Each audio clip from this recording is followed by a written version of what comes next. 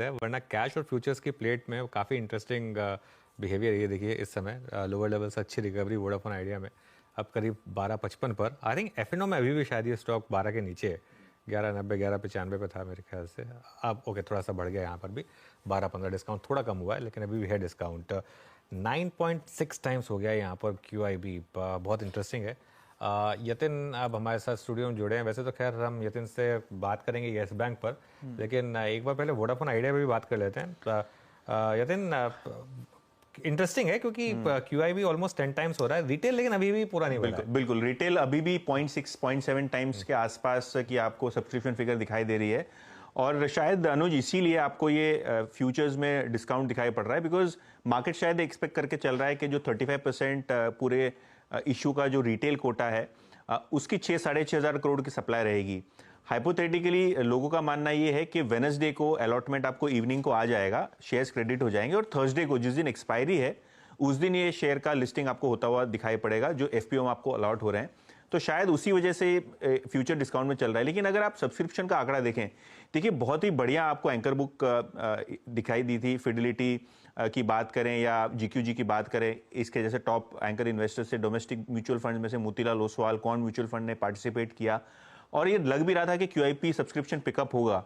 लेकिन अभी अगर आप देखें, ये जो स्पाइक शेयर में आया है वो शायद ये देख के आ रहा है कि जो आपका QIP पोर्शन है वो 10 गुना से ज्यादा सब्सक्राइब हुआ, नंबर 1। तो शायद थोड़े बहुत जो हेज फंड शॉर्ट हैं वो कवर कर सकते हैं, नंबर 1। नंबर 2, अगर आप स्मॉल HNI और बिग HNI कैटेगरी देखें तो वहां भी लगभग 2 गुना से ज्यादा का सब्सक्रिप्शन आपको दिखाई पड़ रहा है।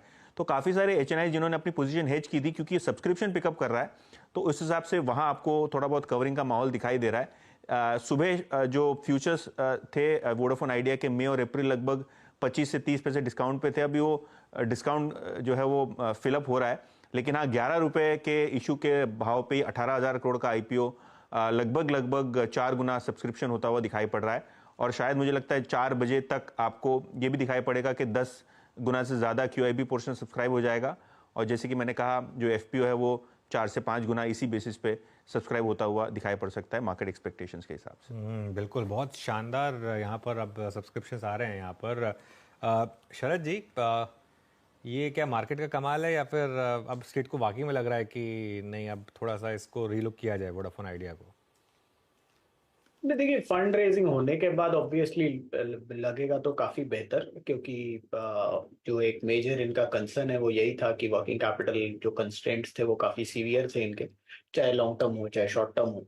तो एक बारी अगर वो रिजॉल्व हो जाता है तो एक मेजर जो प्रॉब्लम है वो तो रिजॉल्व हो जाएगी कि डेली वर्किंग में जो रिस्क है वो खत्म हो जाता है। अब बाकी सेकंड प्लान ये बचता है कि ये जो 5G इम्प्लीमेंट करेंगे उसके बाद कितना वापस से ट्रैक्शन ला पाएंगे, वो एक दूसरा चैलेंज है।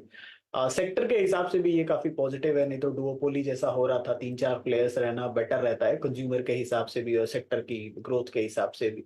और टेलीकॉम एक ग्रोइंग सेक्टर है, तो मुझे लगता है एक तीसरे प्लेयर, स्ट्रॉन्ग प्लेयर का होना अच्छा ही माना जाएगा। तो उसी चीज पे जो उनको वो रिस्क लेना है, वो बेट करना है, वो ये बेट कर रहे हैं कि मोस्ट प्रोबेबली ये भी एक फास्ट टर्न अराउंड क्लिक इन कर लेगा।